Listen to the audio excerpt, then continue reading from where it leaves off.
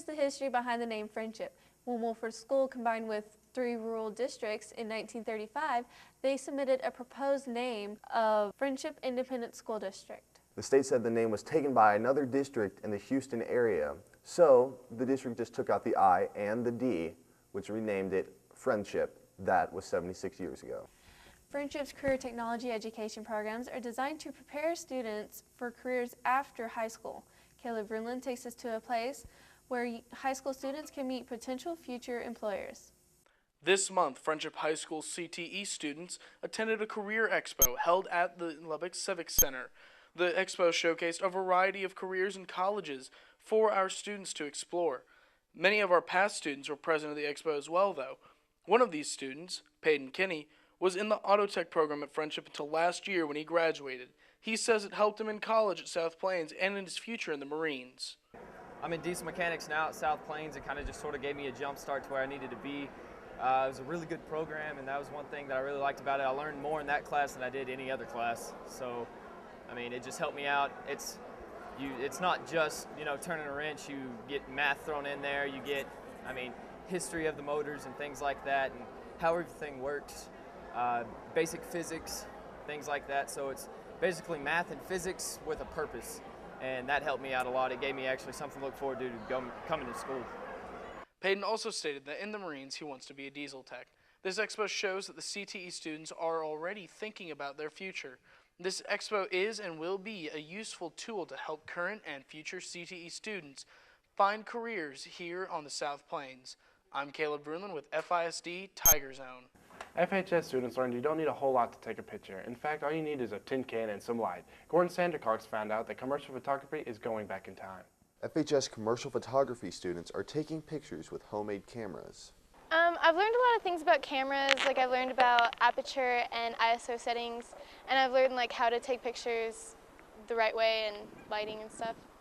Shyla Presley, along with a dozen other students, built pinhole cameras at Texas Tech. Photography teacher Carrie McNutt says she wanted her students to have hands-on experience. Coming to Tech, the kids actually get to get in the darkroom. They get to get their hands dirty with chemicals and things like that, making exposures, and get to see exactly how it works and how to troubleshoot, exposure and things like that. Students spent the day shooting things with their pinhole cameras and then developed their film the old-fashioned way, in the darkroom. It's a lot of fun. I get to learn a lot about exposures and the pinhole cameras, learning about the history and stuff, and then lighting and timing and stuff like that. McNutt says photography is much more than the pictures in fashion magazines. It starts with fine arts. For FISD Tiger Zone, I'm Gordon Sandercox. Well, Katrina, when you were growing up, did you ever wonder where your library books came from? Actually, I never really thought about it because they were always there for me. We have Ms. Hall, the Heritage Middle School librarian, to tell us what HMS is doing to raise money for library books. Well, we started out the year with 4,000 books, about 4,000 books. And so we've been trying to raise money and get some more books for the library. And the PTA has been very helpful. They have done a used book sale, and the National Honor Society at the high school helped a little bit with that, which was great. And they did a used book sale and gave us some money from that.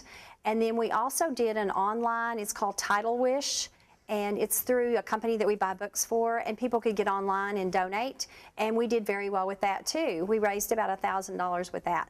We've kind of got a goal for over the next few years, the next 2 or 3 years. We would like to have a goal of having 12,000 books in the library. Willowbend Elementary students were creating roller coasters, color wheels, and mobiles, all in the name of science. Elena Husko has the story. Willowbend students are learning that math and science aren't just about equations. Great. It's pretty fun. You get to do all the experiments that they put out for you. Yeah. Fun. These students wouldn't have had such a great night if it wasn't for science teacher Elaine Canham. She was awarded a grant through the Greater Texas Foundation. That money funded the event. I want students to get excited about math and science.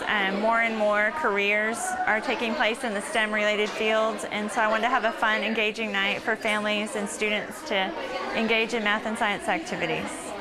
Parent Derek Ham says this night was a learning experience.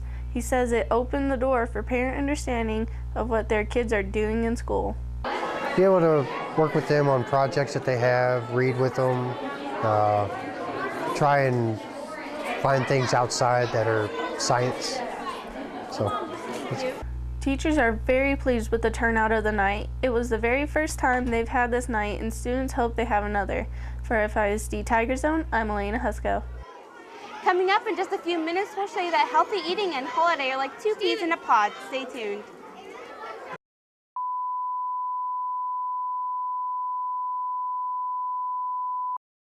Welcome back. When you think of holiday foods, I'm sure healthy doesn't come to mind, but Westfield Elementary students learned that two can go hand in hand.